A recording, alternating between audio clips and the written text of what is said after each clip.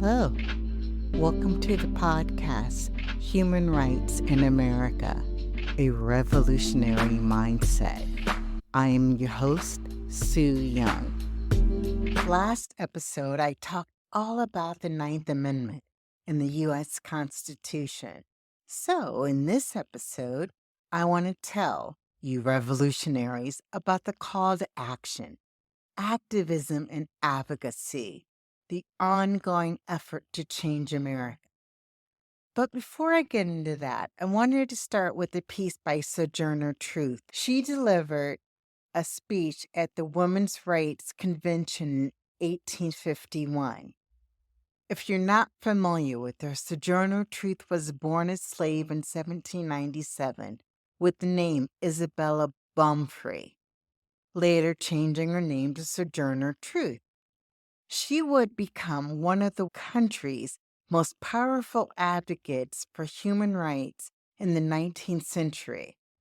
Her speech is now recognized as one of the most famous abolitionist and women's rights speeches in American history. This speech was delivered at the Old Stone Church in Akron, Ohio. It's now demolished. Currently, a woman goes around the country and reenacts this speech for churches and other gatherings. I've seen it. It's so powerful and amazing.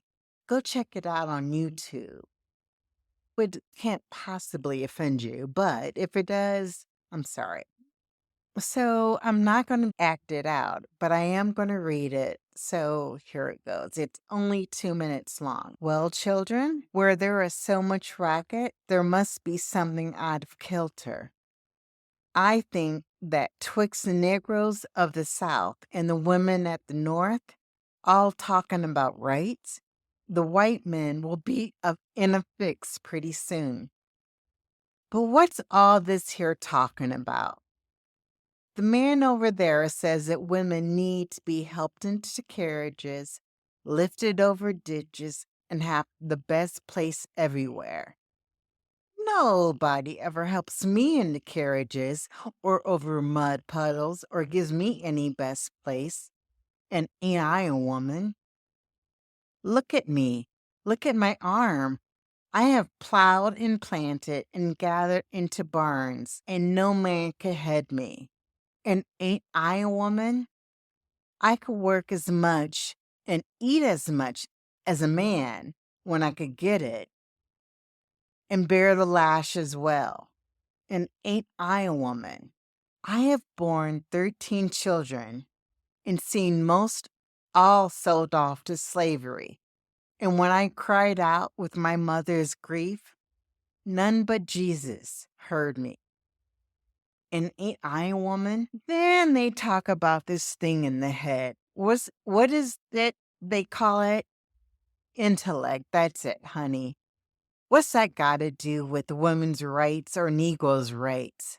If my cup won't hold but a pint and your holds a quart, wouldn't you be mean not to let me have my little half measure full?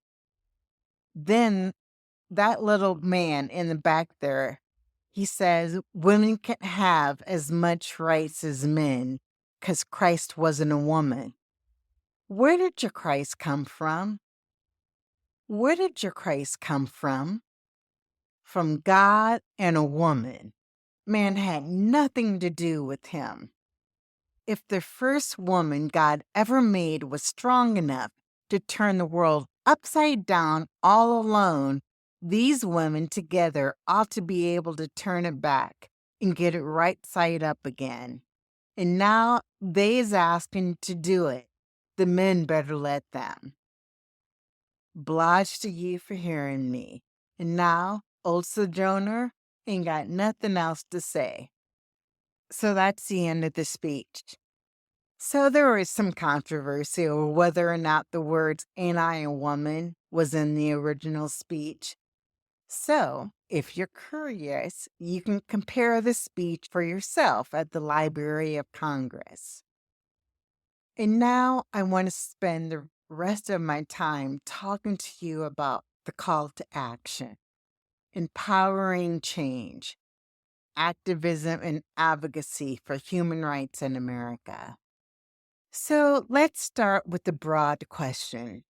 Why are activism and advocacy crucial in promoting human rights in America? Activism and advocacy are essential because they amplify marginalized voices and push for systemic change. Without activists and advocates pushing for progress, we risk stagnation and regression in the fight for human rights. In the earlier episodes, I read the 1948 UN Declaration on Human Rights. The U.S. signed it, but has failed to implement laws enforcing those rights, instead relying on its position that our Declaration of Independence, which is not law, and our Constitution provide enough provisions to its people, which is woefully incorrect and untrue. Compare the rights listed in the UN Declaration to any of the rights given in the U.S. Constitution. So, for instance, what is liberty and justice when we have hunger, poverty, inequality, and mass incarceration in this country? I'm not seeking perfection. Perfection is not the goal, but movement towards applying those recognized rights will be a great starting point. Activism is what drives social change and holds those in power accountable for their actions. It's about getting what should be rightfully ours, no pun intended, just because we're human, as well as standing up for what's right and just. What are some effective ways individuals like yourself, listener, can get involved in activism and advocacy for human rights? In my last episode, I talked about the Ninth Amendment. I just talked about that, noting that this one-line amendment, which states, the enumeration in the Constitution of certain rights shall not be construed to deny or disparage others retained by the people. This one-line amendment has been greatly underused by the U.S. courts.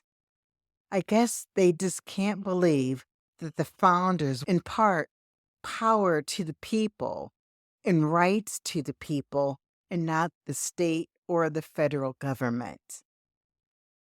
One powerful way to advocate for human rights is through grassroots organizations and community building.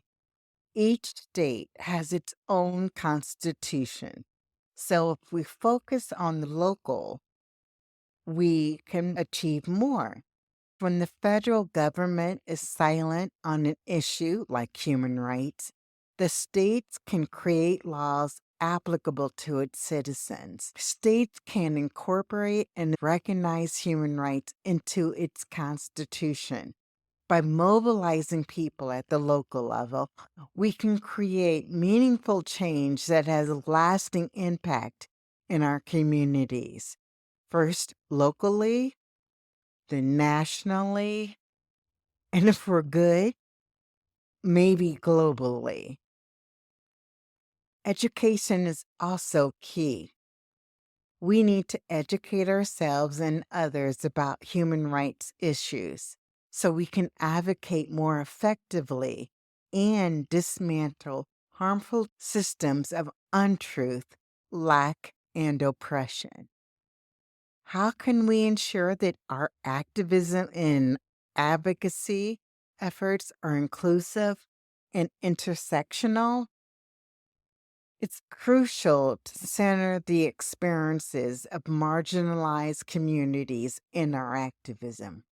We must listen to and lift the voices of those most impacted by injustice and work in solidarity across different movements for social change. Every right may not apply to you, but we can all stand in the gap for someone else. So, for instance, children's rights. You may not have children, but consider future generations that will inherit this country. You may be busy with life and never ever have any run ins with the police. But does that mean you can't consider the need for change in our prison system? And so what that you own your home? Does that mean that you could dismiss the issue of homelessness in America? Our founders created our Constitution hoping that future generations would benefit.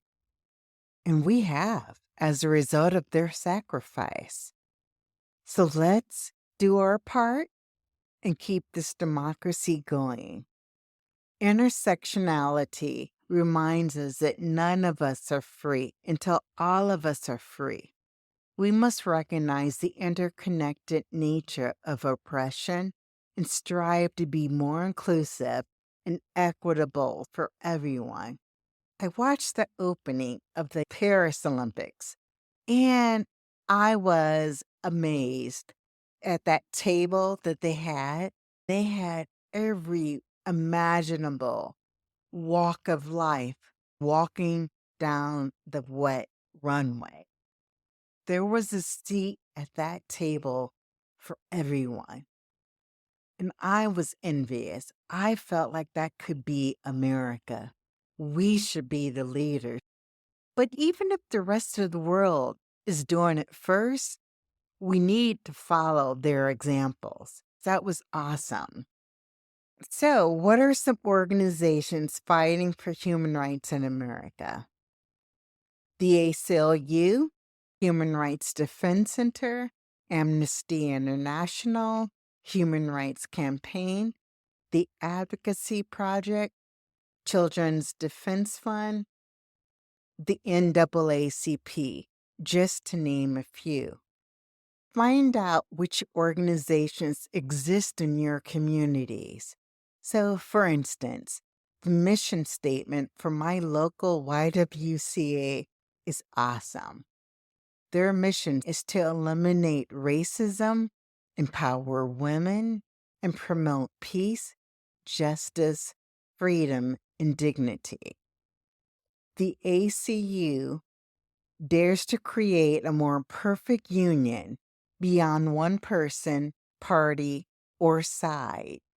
Their mission is to realize this promise of the United States Constitution for all and to expand the reach of its guarantees. So, what one thing could you do today to support and uphold human rights in America? So, what one thing could you do today? You could follow one of those organizations that I just mentioned, learn a little bit more about other areas of human rights that you may not be aware of. You can like a human rights organization on Facebook, send money. You could volunteer or join a committee in your community. Or if you want to dive in, organize a rally around an issue that you're passionate about. Be that tree hugger. Or maybe, just maybe, you could start a podcast. I'll leave you with the quote from Mahatma Gandhi. You may never know what results come from your action. But if you do nothing, there will be no results. Until next time, be revolutionary, be human.